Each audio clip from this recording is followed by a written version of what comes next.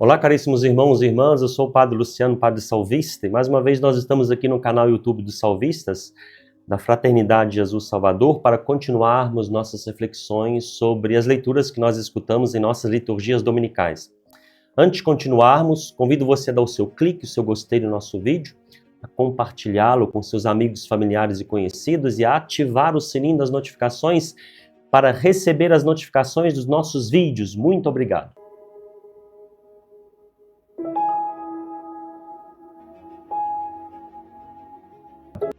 No próximo domingo, nós vamos celebrar o 32º domingo do tempo comum. Nós vamos escutar um evangelho tirado do Evangelho segundo São Marcos, capítulo 12, versículos de 38 a 44. Nós já estamos quase no final do Evangelho segundo São Marcos, o evangelho que nós escutamos durante todo esse ano B da liturgia no qual nós estamos, e Jesus já está em Jerusalém, onde ele prega e dá os últimos ensinamentos de sua vida neste mundo. Se nós pegarmos o Evangelho segundo São Marcos, lá no capítulo 11, no início do capítulo 12, nós vamos ver que Jesus em Jerusalém entra no embate com os judeus sobre a sua autoridade, sobre o tributo a César, a ressurreição, o maior mandamento da lei, e é depois disso que Jesus vai dizer à grande multidão que tomasse cuidado com os doutores da lei. Quem eram os doutores da lei? O que o nosso texto da liturgia traduz por doutor da lei, doutores da lei, no original grego nós lemos gramatéis, é a tradução em grego da palavra hebraica soferim, escriba, escribas. Então, doutores da lei e escribas é a mesma coisa, eram tradutores e estudiosos do Antigo Testamento, que por causa do conhecimento religioso que tinham uma certa autoridade sobre o povo. Nós podemos dizer que os doutores da lei, ou escribas, eram os teólogos da época de Jesus. A maioria deles vinha do grupo dos fariseus. O que Jesus vai criticar nos doutores da lei, no evangelho que nós vamos escutar no próximo domingo, não é o fato deles traduzirem e ensinarem a lei de Deus, o que é uma coisa boa, uma coisa positiva que nós todos devemos fazer, mas certas atitudes contrárias à lei, sobretudo o fato de ensinarem e não praticarem a lei como deveriam. Isso é muito importante. Uma coisa é ensinar, outra coisa é praticar. Se uma pessoa ensina aquilo que está nas Sagradas Escrituras, para nós católicos, com a autoridade da tradição do magistério da igreja, nós devemos escutá-la, temos a obrigação de escutá-la. O próprio Jesus disse aos apóstolos, enviando os apóstolos, aqueles que vos escutam, a mim escutam. Mas se alguém que fala em nome de Jesus começa a praticar coisas contrárias ao evangelho, contrárias à tradição da igreja magistério, nós não devemos segui-la, e é isso que vai ensinar Jesus no evangelho do próximo domingo. O que é que Jesus, na realidade, condena nas atitudes dos doutores da lei? Em primeiro lugar, Jesus critica a vaidade que ele havia observado nesse grupo dos doutores da lei e dos escribas. O primeiro lugar, o querer andar com roupas vistosas para se destacarem dos demais. Em segundo lugar, o querer ser cumprimentados pelas pessoas nas praças públicas. E em terceiro lugar, o querer os primeiros lugares nas sinagogas e nos banquetes. Tem algum problema essas coisas aqui? Claro que não. Às vezes andar com uma roupa bonita é um sinal de autoestima, isso faz bem, estar bem vestido. Tem algum problema ser cumprimentado pelas pessoas nas praças públicas? Claro que não, isso é um sinal de educação, às vezes. Tem algum problema você ficar no primeiro lugar na igreja, ou num teatro, num campo de futebol? Claro que não, às vezes é o lugar que nos dão quando nós vamos nesses lugares. Mas o problema aqui é que os doutores da lei, os escribas, faziam disso o objetivo de sua religiosidade. Eles praticavam a religião visando essas coisas. A religião, queridos irmãos e irmãs, não foi feita para preencher o nosso desejo de vaidade, de poder e de orgulho.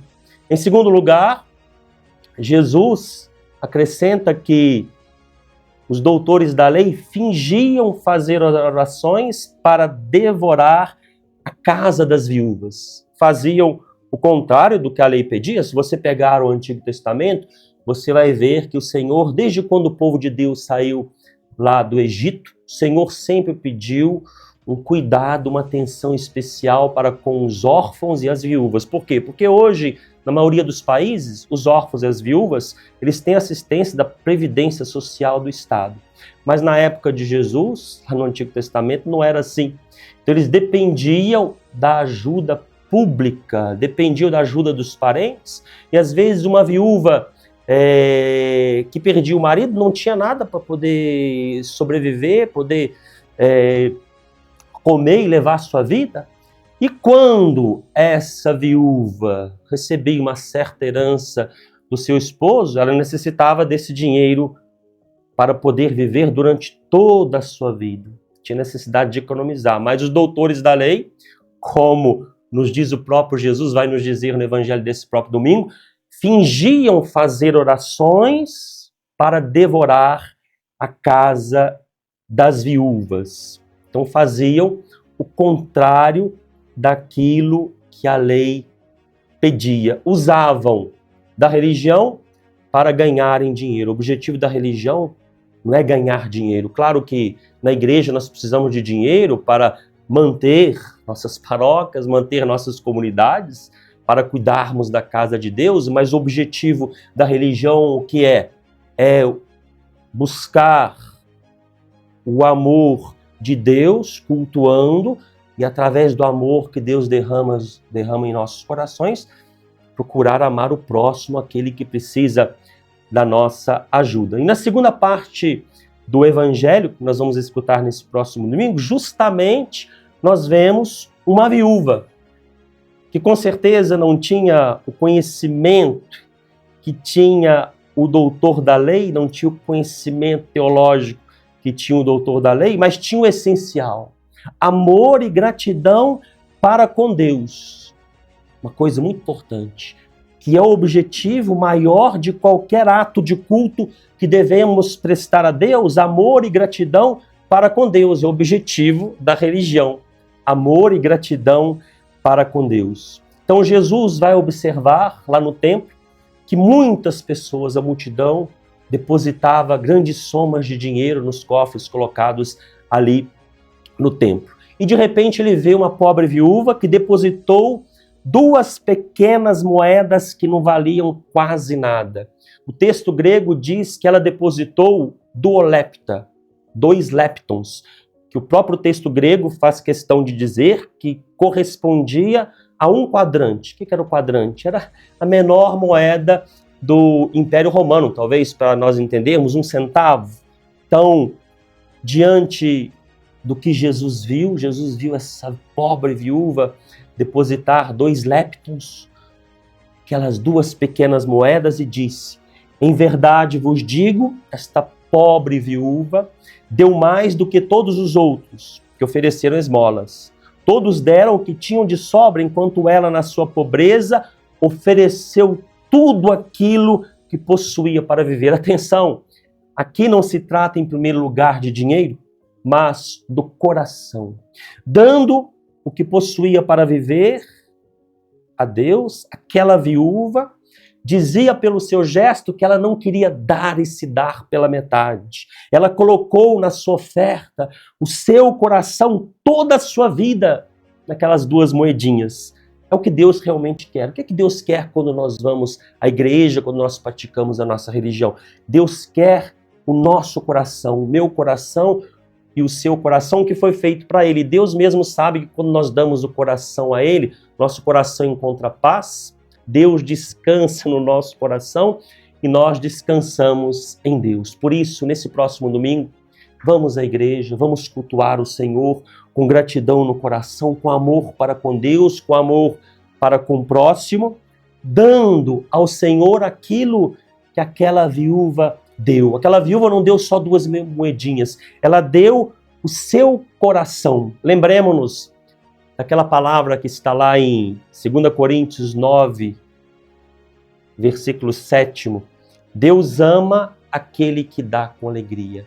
Deus ama quando nós damos com alegria, damos não só dinheiro, mas damos com oferta, damos com o nosso serviço, o nosso coração a Deus, praticando assim a verdadeira religião. Que desejo para você, deixando aqui a minha bênção e um feliz 32º domingo do tempo comum. O Senhor esteja convosco, Ele está no meio de nós. Abençoe-vos o Deus Todo-Poderoso, o Pai, o Filho e o Espírito Santo.